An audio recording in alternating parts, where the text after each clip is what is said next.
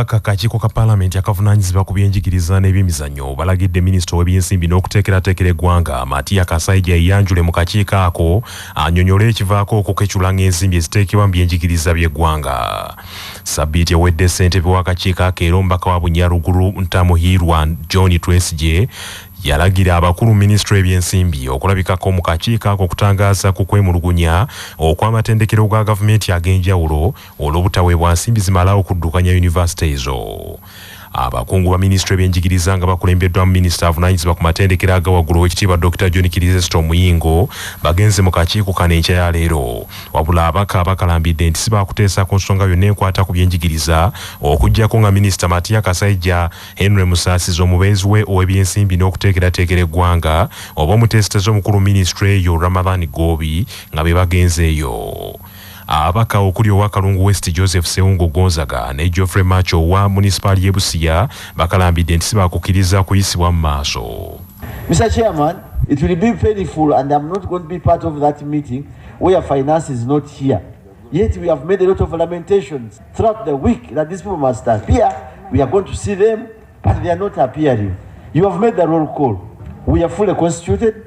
Education is fully constituted, but our suspect to this committee, we want to interface with finance. A full committee of education cannot invite you and you don't even give an excuse in writing. But why to give an excuse in writing? Ssentebe w'akakiiko kano oluvannyuma ayimirizza okubaganya ebirowoozo okumala eddakiika 30 okuwa omwaganya waakiri omu ku baminisita bano okweyanjula mu kakiiko ako. I think I'm going to painfully take a decision now. I'm suspending this sitting for 30 minutes and we shall come back here at 10 minutes past midday. Meeting suspended. And as we wait to see, the chair, my deputy and the clerk are going to make an effort to reach out to the finance ministry to ensure that they are here. Then if they don't come, we shall say to proceed. Wabula kitegerekese nti wali minisita yenna agenzeeyo ekijje mu mbeera abaka ne basaba ssentebe w'akakiiko ako Ntamuhiirwa John Twesigye ayimirize embagirewo enteekateeka zonna bw'atyo nassa kimu n'ababaka abo n'alagira minisita Dr. Jesse Muyingo okuddayo enkya. Sabbiiti ewedde abakulira yunivasite za gavumenti okuli Mbarara University of Science and Technology, Lira University, Gulu University n'endala basinzira mu kakiiko ako ne bategeeza nti baaweebwa ensimbi ntono ddala kyokka tebalina bizimbe bimala mu yunivasite n'awamu abayizi basomera mu weema. Abatuuze mu luka gw'ekitosi ekyamulibwa mu disitulikiti y'e Kalungu baguddemu akacyankalano omukadde bw'afudde abooluganda n'abatuuze ne badda mu kukaayanira omulambo era basimye entaana 2 ku kyalo. Omusasu waffe Nsubuga Muzaffaruuka atuwa ebisingawo.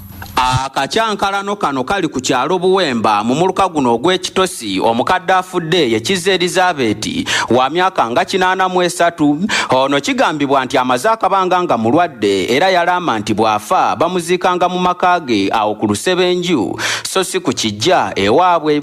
Era abatuuze ku kyalo kino eky'ebuwemba ababadde bajja okulambula omukadde ono abadde abakkaatiriza nti tebageza ne bamuziika ku Kijja ewaabwe, wabula ono bw'afudde abooluganda lwe nga bakulembeddwa mwannyina ategeerekiseeko eryakato basazeewo basime entaana eno ku Kijja ewaabwe we baba baziika omugenzi ono. Abatuuze mu kitundu kino kye bawakanyizza era nabo mu kiseera kino basimye entaana endala ew'omukadde ono nga bagamba nti alina kuziikibwa wuwe nga bwe yalaama, ng'entaana zino 2 ezisimiddwa ziri mu bibanja 2 ebisalaŋŋana, ng'omugenzi ono Elizabeth agenda kuziikibwa olwaleero ku ssaawa 10. Ssentebe w'ekyalo kino Buwemba Kalyango Matiya embeera bwe mutabuseeko akubidde abasirikale ku poliisi y'ekyamulibwa bajje bamuyambeko okukkakanya embeera eno. Era we tukoledde egguliro lino nga poliisi tennatuuka mu kitundu kino, kyokka ssentebe ono Kalyango Matiya n'abatuuze abalala mu kitundu kino bagambye nti bo tebagenda kukkiriza kukyusa ekiraamo eky'omugenzi ono Elizabeth era bagamba nti ono alina kuziikibwa wuwe nga bwe yalaama. Eno ensasage eri wano nga Kinyangu bali abasimye mangu kijja bagamba oba tebatuwadde keesi oba tebamutuwadde byakuzimba tulina muziika mu ttaka. Bano abazzukulu n'abaana bo bagamba bamuziika ku Kijja ate n'abatuuze era bagamba bamuziika wano wa ku Lujja we yalaama omuziika era bali mu kusima abatuuze bonna. Tugwiddemu akacyankalano mwerosi yange eno y'ebuwemba Nga kibi nnyo kubanga omugenzi mukazi mukulu alina abaana n'abazzukulu era yalaama n'agamba banziikanga mu kitundu kyange olusebenzi lw'enju yange n'akola obuwandiike bwe era ekitundu kike tukimanyi waliwo n'omuti gwa kedo n'agutemawo ng'obulambe omugenzi bwe yafudde naye ng'ekyennaku bambi abantu be babadde bamwesana. Ku lwa CBS rediyo y'obujjajja Nsuubuga Muzaffaaru ekalungu mu Buddu. Omulamuzi wa kkooti enkulu evunaanyizibwa ku by'ettaka Simon Kintuziri Ntuusa ayimiriza mbagirawo emirimu egikolebwa ku kibanja eky'omugenzi John Baptist Kigozi ku kyalo Kakindu mu bitundu by'Entebbe nga kino kigambibwa nti kyatundibwa mu lukujjukujju. George William Kakooza bino yabirina. Abenju y'omugenzi John Baptist Kigozi okuli abaana n'abazzukulu be baddukira mu kkooti y'omulamuzi Simon Kintuziri Ntuusa okwekubira enduulu ku batamanya ngamba be bagamba nti baagula ekitundutundu ekirina yiika ezisoba mu 6 ku ttaka lya kitaabwe kati omugenzi nga baagala okufuna obuyambi. Era ekiragiro kino omulamuzi Simon Zirintuusa akisindise mbakulira ebyokwerinda Entebbe nga bakulembeddwamu omubaka wa President atuula Entebbe Jacqueline Kankunda nga kisomeddwa DPC w'Entebbe Kenneth Muheire. This matter coming up to this court 19th day of August 2022 before His Worship Chintu Simon Zirintuusa. It is hereby ordered as follows. Since the respondents are in possession of that portion of the Chibanja of 6.5 acres, court will not grant the order as prayed, as it would amount an eviction of the respondents. Ekiragiro kino kiresa abaana b'omugenzi John Baptist Kigozi beemulugunya olw'obutayambibwa. Tetufunye kuyambibwa kuli awo okuva mu kkooti. Titwekubira enduulu ensonga zaffe ne bazirinnyirira ne tutawulirizibwa. Bwe musaba kino ogenda okwesanga ng'ate bali ffe tetufuna kwanukulwa. Abakulembeze b'ekyalo kino nga bakulembeddwamu Ssente Lukyamuzi Fred bategeezezza nti ensonga z'abantu bano zize ziranda buli lunaku oluyitawo era ekiragiro ky'omulamuzi nabo kye bagenda okugenderako. Nti olunaku olwaleero court order esomeddwa bakama baffe okuva Entebbe mu ofisi ya DPC n'abakulu abalala bavunaanyizibwa nga eragira ekibanja kino kisigalenga bwe kiri, buli muntu asigalenga bwali okutuusa ng'omusango omukulu guwuliddwa. Kyenkakasa nti sayidi zonna tezisobola kumatira kubanga zose ezaagala kugaba kibanja nti kino kigende kiddeyo mu famire oba kigende wakaboggoza. Naye obwo obusobozi kkooti nkakasa ebulina era nkakasa nga ekinaavaamu nange nja kukigobereranga omukulembeze. Ku CBS FM ey'obujjajja nze George William Kakooza Entebbe. Abatuuze mu kibuga ekyerugazi mu disitulikiti y'Ebuyikwe bafungizza okulwanyisa ekirwadde ekya sickle cells basookedde kukumanyisa abantu ku kirwadde ekyo wamu n'okusonda ensimbi ez'okugula ekyuma ekikebera obulwadde obwo. Bano abeegattira mu kibiina ekya Sickle Cell Family Support Initiative nga bali wamu n'abateekerateekera ekibuga ekyo bategeeza nti bakizudde ng'obulwadde obwo bungi nnyo mu bantu b'ekitundu ekyo naye ng'abasinga tebakimanyi.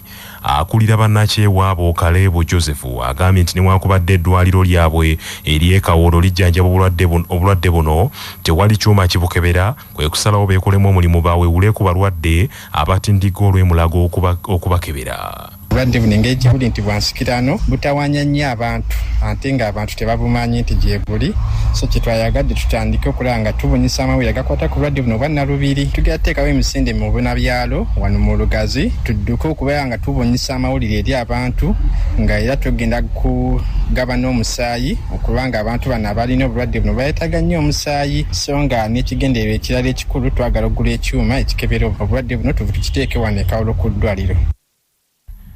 Akulira okuteekerateekera ekibuga Lugazi Muyimba Ismaili agambye nti beetegese okukwatagana ne bannakyewa bano olw'akaweefube gwe batandiseewo okutaasa obulamu bw'abantu kubanga obulwadde bwannalubiri bwongedde okusaasaanira ebitundu ebyo. Batuwadde ebibalo nti abaana 300 buli mwaka bazaalwa mu nsi yonna nga balina obulwadde bwa sickle cells. Ne batulaga nti mu Uganda abaana 2.2 gizaalwa nga girina sickle cell. Kati tola ku 300 olabe percentage gye tulina. Tukanyiza eddwaliro ly'ekawolo lye ligenda okukulembera ekisinsi ekyo ekifo eddwaliro likituwadde n'obujjanjabi babulina buli lwakubiri aba sickle cell, naye ekyuma ekikebera kiri Kampala. Tujja kubaawo ne drive y'okufuna ssente okuva mu bamikwano gyaffe abalumirwa aba sickle cell.